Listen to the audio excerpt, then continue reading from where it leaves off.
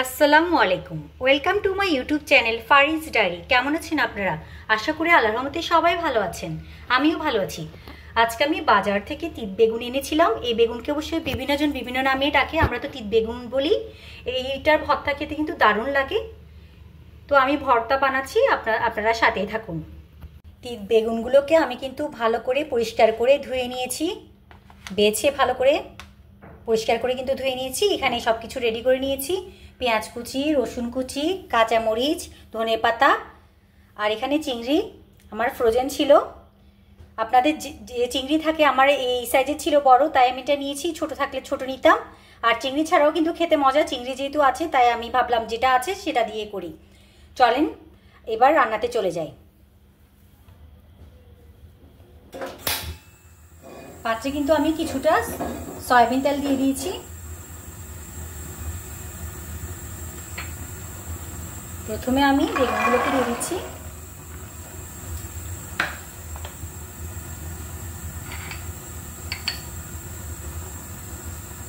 সব কিছু কিন্তু দিয়ে দিচ্ছি তেলের মধ্যে। রসুন কুচি, পেঁয়াজ কুচি,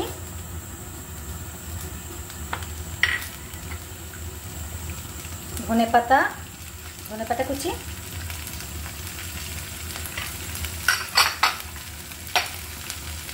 চিংড়ি, কাঁচামরিচটা আমি একটু পরে দিব।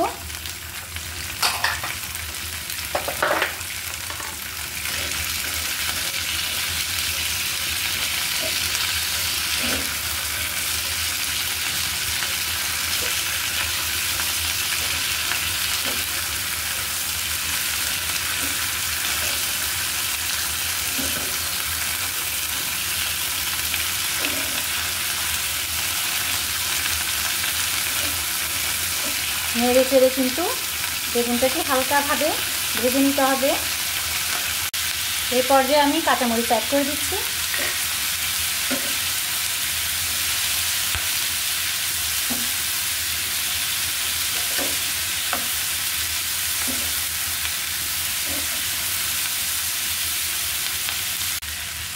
আমার এগুলো কিন্তু যথেষ্ট পরিমাণ ভাজা হয়ে গিয়েছে। এবার আমি চুলাটা বন্ধ করে দিব, এর চেয়ে বেশি আর ভাজা লাগবে না।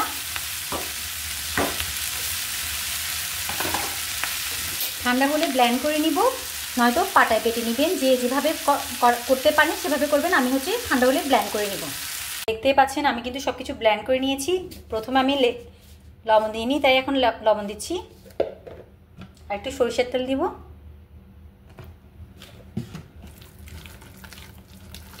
ভর্তাটা খেতে কিন্তু দারুণ লাগে গরম ভাতের সাথে। হয়ে গেলে সুন্দর একটা বাটিতে নিয়ে আমি আপনাদেরকে দেখাচ্ছি ভর্তাটা কেমন লাগছে। আমার তিত বেগুনের ভর্তাগুলোকে কিন্তু আমি সুন্দর করে একটা বাটিতে নিয়ে নিয়েছি। আর উপরে একটা ডেকোরেশনের জন্য সুন্দর করে একটা চিংড়ি মাছও দিয়ে দিলাম। আর উপরে আরেকটু আমি সরষের তেল ছিটিয়ে দিলাম।